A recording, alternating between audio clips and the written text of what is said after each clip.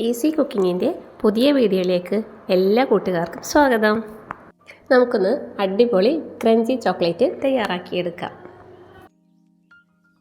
അതിനുവേണ്ടി ഞാനിവിടെ മിൽക്ക് ചോക്ലേറ്റിൻ്റെ ഒരു 200 ഗ്രാം പീസ് എടുത്തിട്ടുണ്ട്.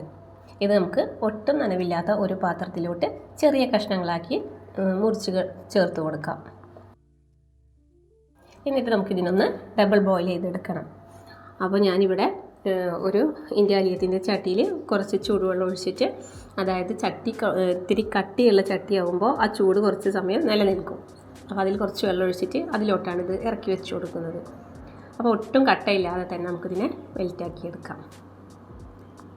ഈ പാത്രം ആ വെള്ളത്തിലോട്ട് ഇറക്കി വെച്ച സമയം കൊണ്ട് നമുക്ക് കുറച്ച് നട്ട്സ് ചെറുതായിട്ട് മുറിച്ചെടുക്കാം. അപ്പോൾ ഞാനിവിടെ കപ്പലണ്ടി ചെറുതായിട്ടൊന്ന് ക്രഷ് ചെയ്തെടുത്തിട്ടുണ്ട്. നിങ്ങൾക്ക് ഏത് നട്ട്സാണോ കയ്യിലുള്ളത് വെച്ചാൽ മിക്സായിട്ടോ അതല്ല അണ്ടിപ്പരിപ്പോ ബദാമോ അതൊക്കെ നമ്മുടെ ഇഷ്ടത്തിനനുസരിച്ചിട്ട് ചേർത്ത് കൊടുക്കാം. ഇനി ഇത് നമുക്കിതാ ഇതിലോട്ട് നമ്മൾ ആ പൊടിച്ച് വെച്ചിരിക്കുന്ന ക്രഷ് ചെയ്ത് വെച്ചിരിക്കുന്ന നമ്മുടെ കപ്പലണ്ടി ഇതിലോട്ട് ചേർത്ത് കൊടുക്കാം. ഏകദേശം ഒരു 1/4 കപ്പ് കപ്പലണ്ടി ഉണ്ട്. അത് നമുക്കിതാ ചെറുതായിട്ട് ക്രഷ് ചെയ്തിട്ട് ചേർത്ത് കൊടുക്കുന്നുണ്ട്.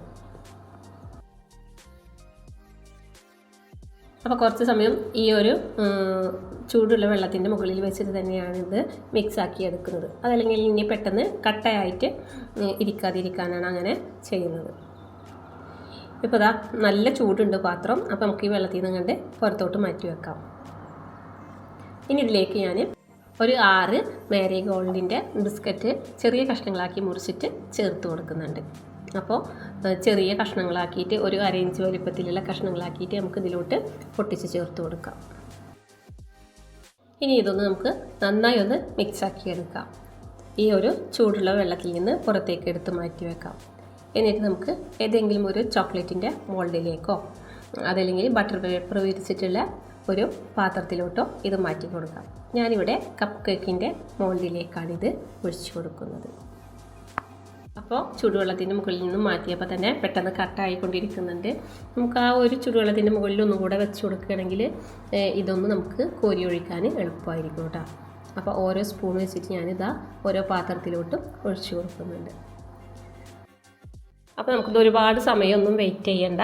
ഏകദേശം ഒരു 2-3 മിനിറ്റ് സമയം നമുക്കൊന്ന് ഫ്രിഡ്ജിൽ വെച്ച് കൊടുത്താൽ പെട്ടെന്ന് സെറ്റായി കിട്ടും. അപ്പോൾ അതാ ഞാൻ ഈ ചോക്ലേറ്റിൻ്റെ മുകളിലോട്ട് ഞാൻ നേരത്തെ പൊടിച്ച് വെച്ചിരിക്കുന്ന നമ്മുടെ കപ്പലണ്ടിയുടെ ക്രഷിൽ നിന്ന് കുറച്ചും കൂടെ ഇട്ട് കൊടുത്തൊന്ന് ടാപ്പ് ചെയ്ത് വെച്ചിട്ടുണ്ട്. ഇനി നമുക്കൊന്ന് 3 മിനിറ്റ് 4 മിനിറ്റ് സമയം ഫ്രിഡ്ജിലേക്കൊന്ന് മാറ്റി വെക്കാം. അപ്പോൾ അതാ നന്നായി സെറ്റായി കിട്ടിയിട്ടുണ്ട്. നല്ല അടിപൊളി ടേസ്റ്റാണ്. ഞാൻ എൻ്റെ പ്രത്യേകിച്ച് ഒരു മോൾഡ് ഇല്ലാത്തത് കൊണ്ടാണ് ഇതിൽ ഒഴിച്ചത്. ഇല്ലെങ്കിൽ നമുക്ക് മോൾഡിൽ ഒഴിച്ച് കട്ട് ചെയ്തിട്ട് എടുക്കാം. നല്ല അടിപൊളി ടേസ്റ്റാണ്. നല്ല ക്രഞ്ചി ആയിട്ട് നല്ല ക്രിസ്പി ആയിട്ടുള്ള ഒരു ചോക്ലേറ്റാണ് കേട്ടോ. അപ്പോൾ നമുക്കറിയാലോ ഏകദേശം ഒരു ചോക്ലേറ്റിൻ്റെ വലിപ്പം 1 ടീസ്പൂണൊന്നും നമുക്ക് ഇതുപോലെ നട്ട്സും ബിസ്ക്കറ്റൊക്കെ കൂടെ ചേർത്തിട്ട് ഉണ്ടാക്കുന്ന ചോക്ലേറ്റ് 1 ടീസ്പൂൺ പോലും വേണ്ട. ഒരു 1/2 ടീസ്പൂണൊക്കെ ഒഴിച്ചാൽ. അപ്പോൾ 1/2 ടീസ്പൂൺ തന്നെ നമുക്കൊരു മോളിൽ ഒഴിക്കുക അടിപൊളി ടേസ്റ്റ് ആയിട്ട് കിട്ടും കേട്ടോ. ഇത് അത്യാവശ്യം ഒരു വലിപ്പമുള്ള ചോക്ലേറ്റ് ആയിട്ടാണ് ഞാനിപ്പോൾ ഇവിടെ ഉണ്ടാക്കിയിട്ടുള്ളത്. നല്ല അടിപൊളി ടേസ്റ്റാണ്. നല്ല ക്രഞ്ചി ആയിട്ട് നല്ല ടേസ്റ്റി ആയിട്ട് തന്നെ നമുക്ക് കഴിക്കാൻ കഴിയും. അപ്പോൾ നമ്മളെ വീഡിയോ ആദ്യമായിട്ട് കാണുന്നവരാണെങ്കിൽ ഒന്ന് ലൈക്ക് ചെയ്ത് ഷെയർ ചെയ്ത് സബ്സ്ക്രൈബ് ചെയ്ത് തൊട്ടടുത്ത് കിടന്ന ബെല്ലൈക്കൻ കൂടി ഒന്ന് ക്ലിക്ക് ചെയ്യുക കേട്ടോ. അല്ലാത്തവരാണെങ്കിൽ എന്നെ ലൈക്ക് ചെയ്ത് ഷെയർ ചെയ്ത് സപ്പോർട്ട് ചെയ്യാം. ഇൻഷാ അല്ലാഹ് വീണ്ടും നല്ലൊരു വീഡിയോയുമായി വരുന്നവരേക്കും എല്ലാവർക്കും അസ്സലാമു അലൈക്കും.